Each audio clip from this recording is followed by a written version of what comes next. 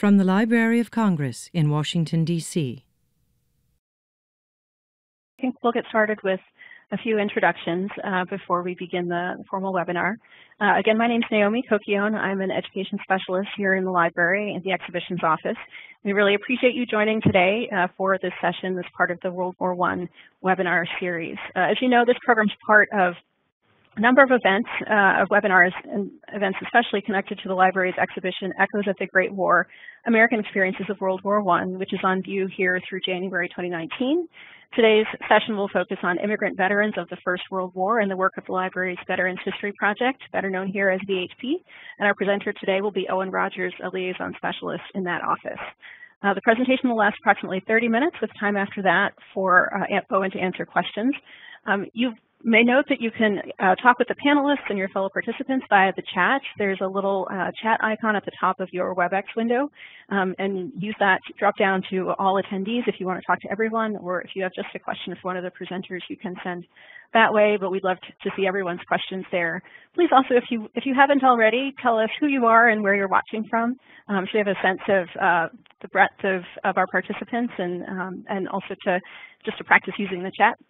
Really hope you can participate there, in part because we have another colleague on the chat. Her name is Megan Harris. She's a reference specialist from the Veterans History Project, who will answer questions and respond to your queries as the session goes on, and Owen will take additional questions at the end. Kathy McGuigan is also one of our panelists. She's from our Ed Outreach Division, and she's our technical host for the day, so if you have any technical concerns, you can drop her a note as well. We are recording today's session. The recording will be posted on the library's website once we've been able to caption it. So you should find it there shortly, several weeks after the program. And with that, I will turn the presentation over to Owen.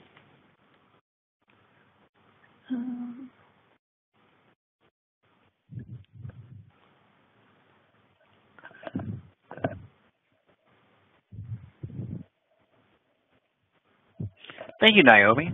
Can everybody hear me? Cool.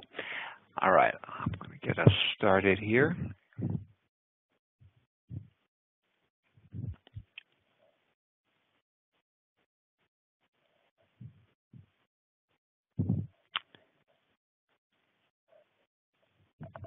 Well, welcome everybody. My name is Owen Rogers. I'm a public historian, and I have about 5 years at the Library of Congress. All of that is at the Veterans History Project, and even before then, I've worked for about 8 years collecting, recording, archiving, and interpreting veteran stories, both at a university level, all the way up from a volunteer interviewer, which is the lifeblood of VHP. We'll talk about that in a little bit, onto a graduate intern and then a graduate assistant. So my focus as a public historian is on archival silences, and at the Library of Congress, some of these vulnerable voices include immigrant veterans, whom you'll learn a little bit more about today through the portal of World War I and the library's commemoration of the war. So you'll see that this is our website, and it's really is the portal to the Veterans History Project. It is both a participatory and also an archival resource, and all of our archived veterans recordings can be accessed by searching veterans collections, and that includes oral histories, media materials, creative works, and also looking up around about the project, how to participate, looking at our blog posts, and we also or about the last archive on planet Earth to get a Facebook page. You can read more about our collections material and see more of the kind of things that we're doing in terms of outreach and collections and interpretation here at the library, and also through tremendous coverage in every congressional district in every state and most of the U.S. territories. So really, oral histories are the bread and butter of the Veterans History Project, and you can see the broad range of oral histories that we still receive. To be honest, I can usually mark time on my calendar by the bags of audio cassette tapes that the Jemima Boone chapter of the DAR sends me all the time, and that really speaks to the breadth of media that we collect. You can see one of those audio cassette tapes over here. all the way up through mini DVs. We have some legacy recordings on Betamax and VHS, which we no longer accept. And most of the materials we'll see coming in today will be optical media, DVDs, CDRs with born digital oral history recordings. And those can be done on anything from a digital video camera all the way through those devices that we carry around in our pockets, our phones, our smartphones, and a variety of manufacturers and formats are compliant with VHP. I encourage you to check that out later, or stick around for the Q&A, and we'll talk a little bit about that more. So in addition to contemporary oral history recordings, what we do is we collect plenty of period veterans materials as well, and that includes manuscripts. So correspondence, any kind of either a recent or an older memoir, diary recordings. All of these help put us in the perspective of a veteran while they are experiencing or in the immediate aftermath of events. It offers a nice contextual comparison with the then and more of the now in an oral history. So in terms of documentation, photographs are one of my favorite facets of the Veterans History Project. And many of these images you'll never see in another archive because they're entirely personal and they communicate a veteran's firsthand experience. These right here from the collection of Joseph Bemfor. He is an Iraq War veteran, and you can see that this is very much behind the green curtain. This is what a collection will look like with the polyester housing, the preservation treatment, and the care and concern that we provide to items to make sure that collections like Joseph Bemfor will be around as long as we can possibly share them and preserve them and make them accessible to researchers, family members. And then we come on to Veterans Creative Works, which really allow us to perceive veterans' experience through their mind's eye, through their interpretation. In addition to watercolors, we have charcoal drawings, illustrations, many illustrated envelopes. And if you're familiar with Bill Malton's Willie and Joe, the Veterans Oral History Project has interpretive works that are very similar, ranging from World War II, in my memory, all the way up to the Vietnam War, and most likely beyond. It takes us a little bit of time to dig to the bottom of 100,000 collections, but you know what? I'm going to take a note now, and I'm going to challenge myself to find something newer than that. So all of these collections arrive here at the Library of Congress through a grassroots methodology. And you can see here folks in Indiana sitting down and recording a veteran's oral history. What I like here is they're also recording, making an audio file available. We accept both audio and video recordings on a smart device. And we're really looking into a portal of a kind of a gap in veterans history. We don't have a tremendous amount of Persian Gulf War collections. And just judging from the Veterans Hat and that nice sort of very much grassroots, do-it-yourself using VHP methodology, instructions, and media recommendations, we've made sure to get his story here. So in terms of accessibility, here's all the thing. I can talk about all of this content all day long and cite stories, but if it's not easy to get to, in terms of utilization, if we can't use it, what do we do? So we've made sure that, first of all, every veteran, their collection is identified as their story. You know, the story of Joseph Smith, the story of Jane Smith, and all of those collections get a collection record that the veteran provides through a biographical data form, and that will list their branch of service, the war they participated in, service location, the unit or the ship that they were assigned to, their highest rank, and also some information about the archive or the organization that it came from. You know, whether it's a Civil Air Patrol squadron or a Girl Scout troop or a Boy Scout troop, and all of our more than 100,000 collections can be found through here, and about 44,000 of those are digitized. So for the ones that aren't digitized, we make collections accessible through the American Folklife Center Reading Room. In terms of breaking down the organization of the project, we are a special collection within the American Folklife Center. And researchers, as a national library, I encourage everybody to get their Library of Congress reader registration card, and once you work through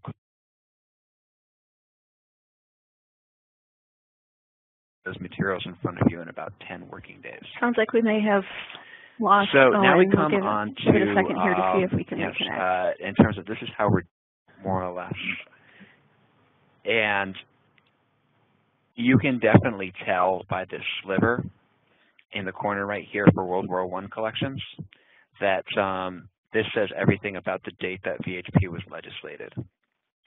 So VHP has been around since the year 2000. Oh, I'm seeing a sound problem now. Can everybody hear me okay? Yeah, it sounds like you're back, but you might want to repeat the introduction to this slide, please. Oh, will do. Okay, great. So thanks for the note. So you can tell that the Veterans History Project was legislated in the year 2000, basically based on the rough disposition of the veterans that are included in the project. So if you look to the sliver right here for World War I, the project was legislated in the year 2000, and that was when an era in our history when there were about 3,400 living World War I veterans, and World War II veterans were passing away at a rate of more than 1,000 a day. So there was a congressional act, congressional foresight that looked at nothing. Okay.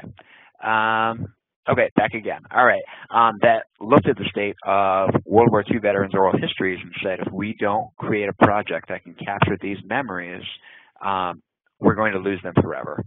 And while we've lost all of our World War I voices, we were able to capture nearly 100 World War I veterans' oral histories and about 65,000 World War II veterans. So World War II forms the largest part of our archive. Our next biggest collections are Cold War, Korea, and Vietnam.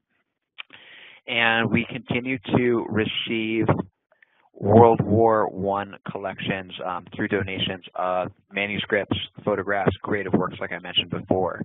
So there is still potential for those voices to be collected and interpreted here at the Library of Congress. And our collection scope, I should add, is that all of these relate to stories of veterans of the U.S. Armed Forces who served in World War I through recent conflicts in any capacity and in any time between effectively the 20th and the 21st century and are no longer serving.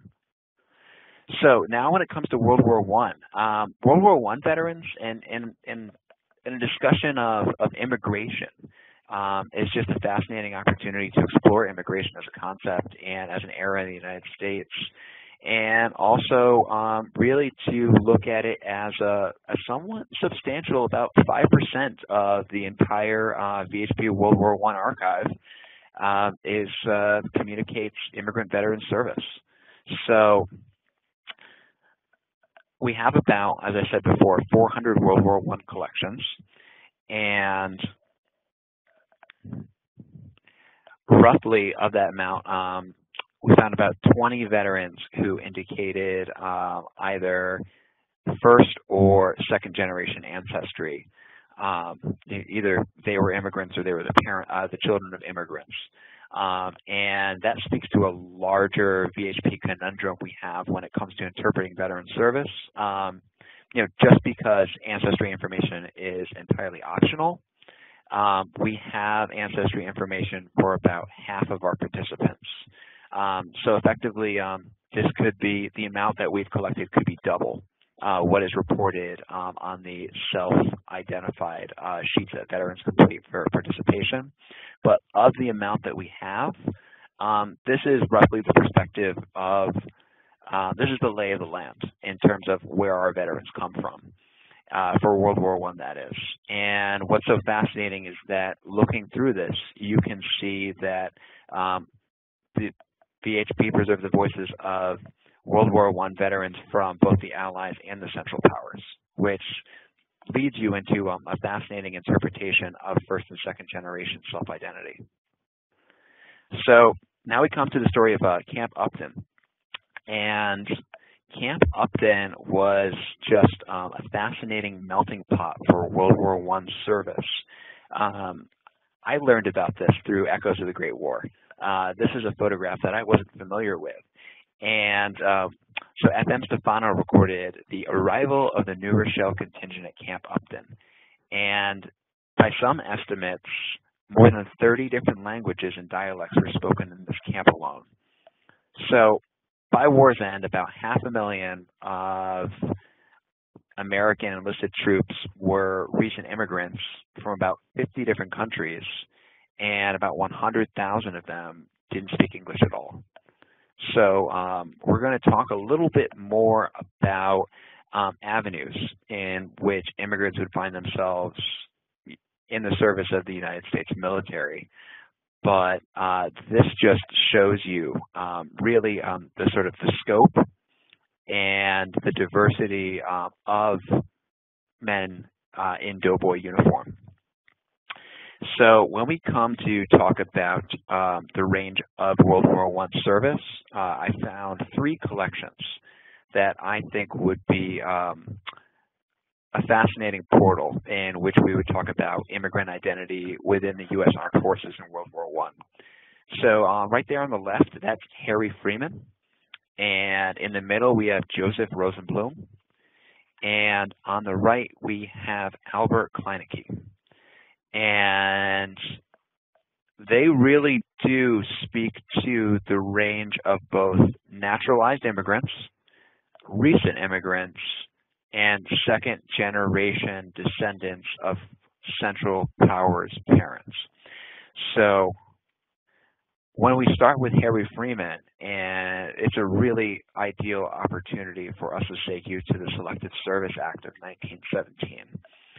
So in addition to native-born and naturalized citizens, the Selective Service Act of 1917 also included immigrants who intended to apply for U.S. citizenship at some point, or, naturalized immigrants. And as an extra incentive to military service, Congress amended naturalization laws in May of 1918 that fast-tracked the citizenship process for immigrants who served in the U.S. military. So by war's end, about 120,000 doughboys earned their citizenship as a direct consequence of military service, and truly set a historical precedent that we've seen to this day of accelerated naturalization for veterans who served in, for immigrants who served in the armed forces and become U.S. veterans. So that is the Harry Freeman story, where yes, he was born in Russia, immigrated to the United States, naturalized, and as a consequence of his naturalization was eligible for the Selective Service Act drafted. And what's so fascinating is that, and I've yet to look this up, this is another note for me to look up in our collections database. If so he was sent to Camp Meade, which is now Fort Meade in Maryland, and quite a few of our World War I collections are currently housed in Fort Meade. So I wonder if his story came full circle. That's one for me to look up and report back to later.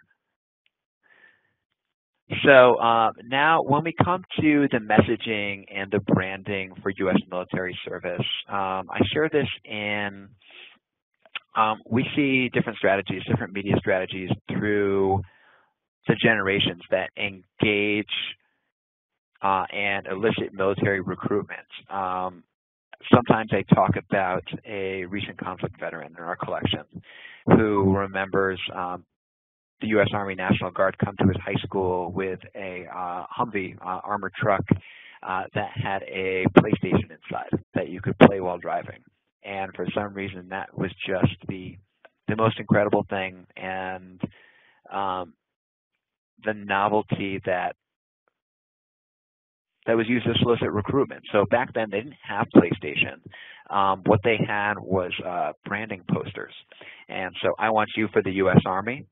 This is interesting because on the right, we'll start with this. For some reason, we'll go right to left. We'll say how this is, a full English, very image intense incentive to join the U.S. Army, and that's compared to a poster on the left. And the poster on the left has, a variety of different languages in which to elicit participation from the contextual term aliens, from immigrants who are living in the United States. And to really sort of cement that connection. Seen and back through here, if we go back to Americanization Day, many sort of nationalistic incentives, and like we saw in the Camp Upton image, opportunities to turn military service into a melting pot. So coming to Joseph Rosenbloom. Joseph Rosenbloom's an interesting story because unlike Harry Freeman, who lived in the country long enough to become naturalized, Joseph Rosenbloom had been here since 1913. And he immigrated 1 year prior to the Great War. So he left Romania and arrived in the United States in 1913. And because he intended to naturalize, he was also eligible for the World War I draft. And what's so fascinating is, yes, he returned to Europe and fought on the side of his homeland. So, like I said, another example of this cross-Atlantic tug of war with European immigrants coming to the United States and then returning to combat and then returning back to the United States. And I should speak a little bit more about Harry Freeman. Harry Freeman and Joseph Rosenbloom. Harry Freeman, his collection was actually recently featured in a World War I educator's book. He's got a fascinating diary. And in addition, it's one of our favorites because the reason why I use PowerPoint is because my handwriting is so atrocious. And I would feel bad for anybody who had to read my handwritten notes. Harry Freeman is quite the opposite. His diary, his entries are clean and beautiful and also evocative because you can feel the pit in your stomach as you count the pages from November 10th to November 11th and his notes on the end of the war. So I absolutely recommend, perhaps we can throw some links around at the end and share that material with you. What's so fascinating is because World War I is this age of writing, this age of manuscripts. And so looking at that image in front of you right now, the Joseph Rosenbloom image. So as opposed to the, counting off time, dates on the calendar, Joseph Rosenbloom is quite the opposite. And in addition, I encourage you, I should send a link around to this later, because first of all, he writes music. And the second of all, he compares his life and he compares his experience to, philosophers and writers, cynical writers like Voltaire, in which, he's plunged into the First World War, and it's the only thing that makes sense to him. So throughout his diary, he draws these fantastic parallels between his firsthand experience as a soldier and then also his connection and his interpretation of his life through works of literature, art, and music. So just an incredible collection. So coming on to the third in our series, which is somewhat of an outlier compared to Freeman and Rosenbloom. Freeman and Rosenbloom both served both immigrated from nations who served with the Allied forces, or who were part of the Allied forces. And Albert Kleinecke differs because he's both second generation. His mom was Irish and his dad was German. And he was born in Chicago. So he has that immigrant experience by way of his parents, but also is a volunteer as opposed to a conscript. So doesn't do selective service, volunteers for service at age 28. Looking through my notes, he had been a 28-year-old surveyor, and when he enlisted, and during his service, we had this fascinating letter collection back and forth, and like I said before, in terms of handwriting, and I'm going to be the first one that I throw under the bus, but there's nothing better than having a letter collection and also a transcript next to it. So I've shared some of the typed letters, and you can really see this amazing complementary back and forth.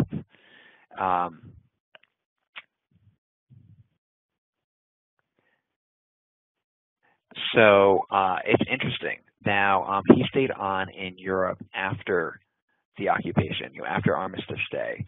And it's very interesting to sort of talk about that second generation American perspective, and his special note that he sharply observed the French, whom he found incredibly grateful of the Allied effort, and coming from a German father, he was not allowed to speak or interact with Germans. So, and he's compelled, and he makes a special note of that. And in addition to that, it's just much like all of our other collections, and just a biographical and in a memory, throughout generations of veterans at VHP. Talks about the haunting effects of the battles and skirmishes that he witnessed. So in addition to these three stories, like I said before, we have more than 400 World War I collections as a whole.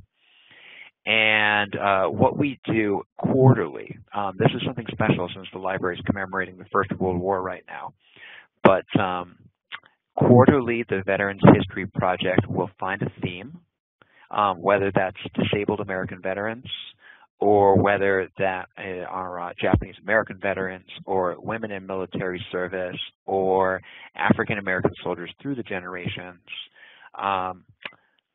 What we do is we look through our collections, we identify content, rich content collections with compelling oral histories and a series of photographs and manuscripts and correspondence, and they're well described. And what we do is we turn that into what we call a web feature. And the web feature is narrative driven. This one's about the First World War, and this one's in subcomponents, arguing over war and over here, paralleling the echoes of the Great War exhibit, over there in a world overturned, again paralleling the echoes of the Great War exhibit. And what you'll have here, and we'll absolutely circulate these links at the end, are opportunities for you to click through and learn again from dozens of fully described, digitized World War I collections, that place them in a historical context, that talk about their individual experiences and connect it to a larger work by theme. And in addition to World War I, we have a good many, I think nearly 100 now, experiencing wars, each chaptered with different themes, and also all of those searches, all those well-described stories can be found by searching through veteran's name as well, which really gives you a nice A to Z and conflict experience and nationality diversity as you scroll through our collections. And like I said before, learn firsthand from immigrants throughout the generations, as well as natural citizens, and really a broad gamut of various narratives that we can pull together through the efforts of oral historians, volunteers, and as I saw ringing in the comments, the folks who had taken the stories of their families and sent them to the Library of Congress, where we can share them nationally through our online collections and through the American Folklife Center Reading Room, and also through installations in exhibits like Echoes of the Great War, where some VHP material is featured. And yes, as I said before, Echoes of the Great War is currently on display. It will be there. The online exhibition will be online till January 2019. And just like you can click through VHP materials, I encourage you to look through Echoes of the Great War. To be honest, one of the things that, so I'm a trained oral historian, and so I always like to hone in on the oral histories, and one of the things that was a challenge for me with this was we quite literally have no World War I veterans who we can ask in an oral history setting now, why did you join the service? What motivated you to join? And by immersing yourself in Echoes of the Great War, those questions are answered. For me, just looking around, like I said, at the photograph of, or the poster of Attention to All Aliens, or the Uncle Sam works, it really offers an immersive experience for a generation that's gone. But yes, and with that, I know that that's kind of a deep point to leave you hanging off. But I'm very interested in hearing from the group and answering some questions. Great. Well, please do let us know if you have questions in the chat. It looks like there was one question about submitting photographs from World War I, and Megan has replied to look at the VHP website, lsc.gov/vets, and also, or email vohp@lsc.gov. But I don't know if you have other thoughts about what you're looking for in terms of collections, especially when it comes to World War I. Yep. What you do accept. So yes, we do. And so in terms of World War I donations, like I said before, there is potential for oral history in the form of a legacy recording. Like if by chance your family or a student recorded the story of the World War I veteran in your life, we would, and it's in a compliant format, or just reach out to us and describe the material.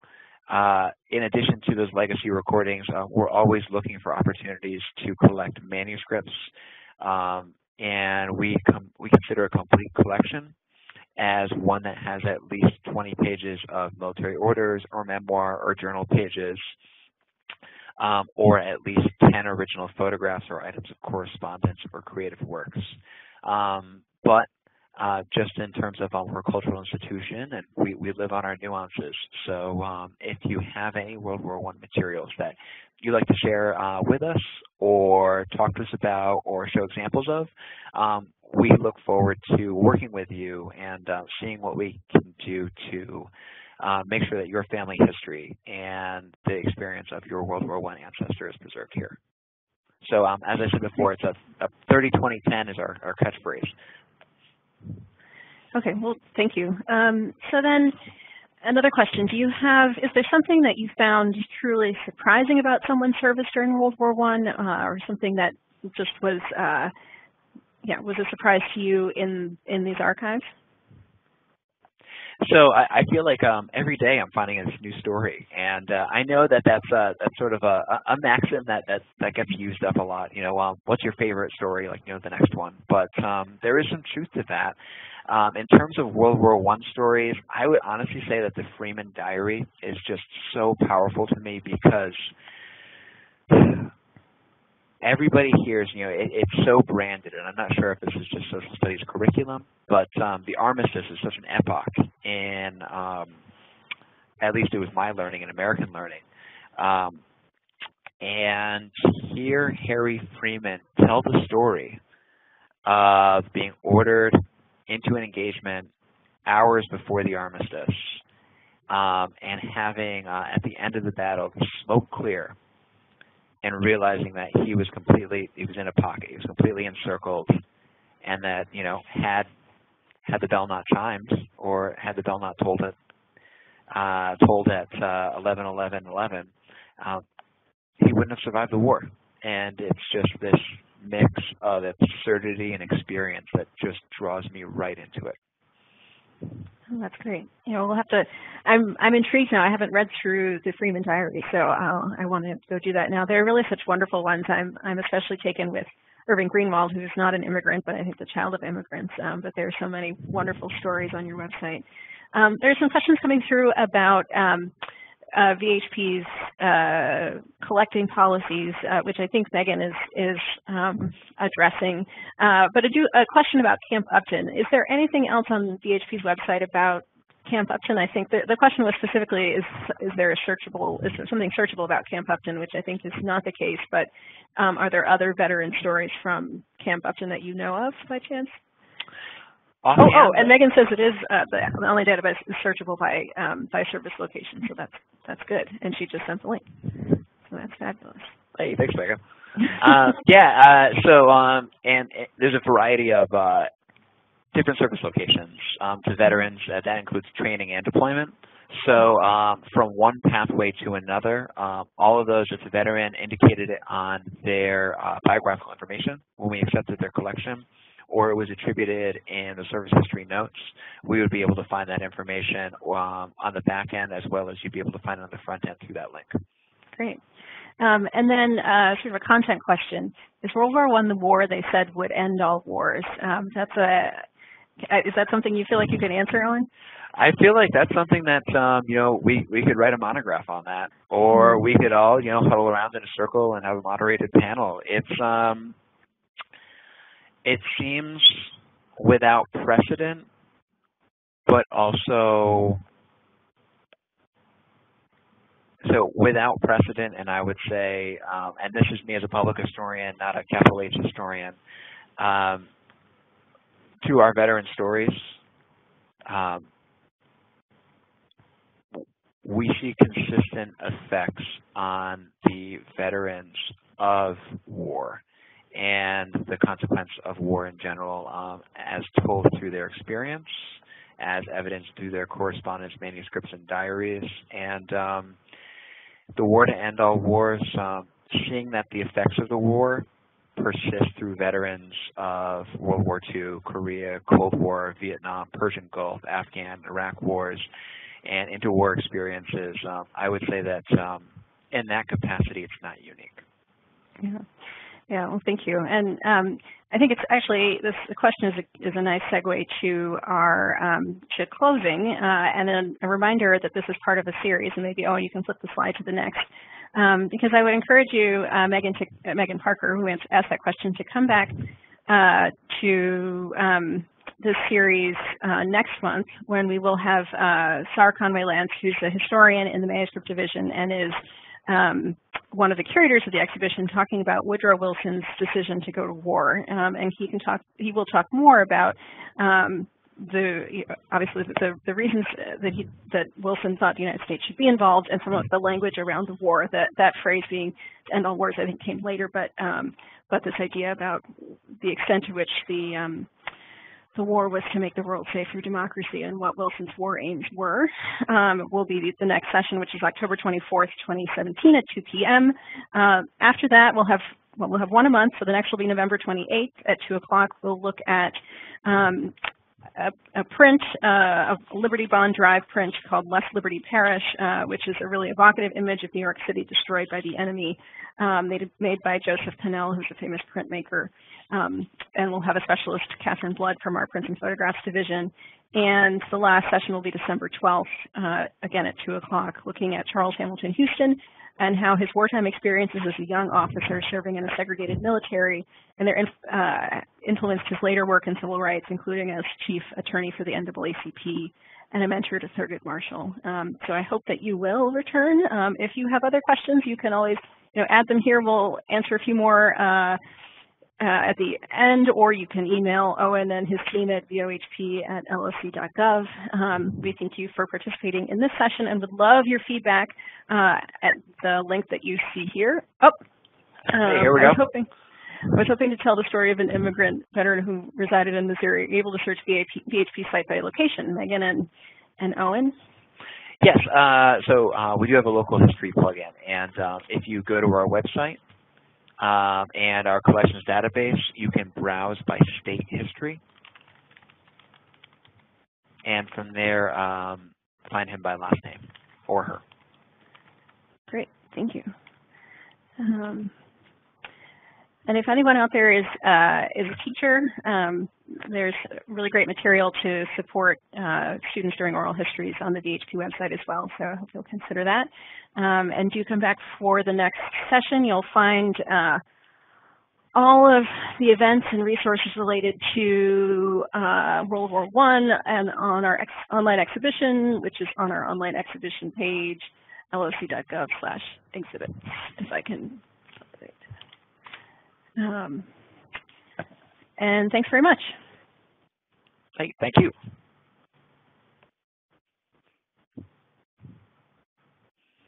Hey, likewise. Thanks, everybody.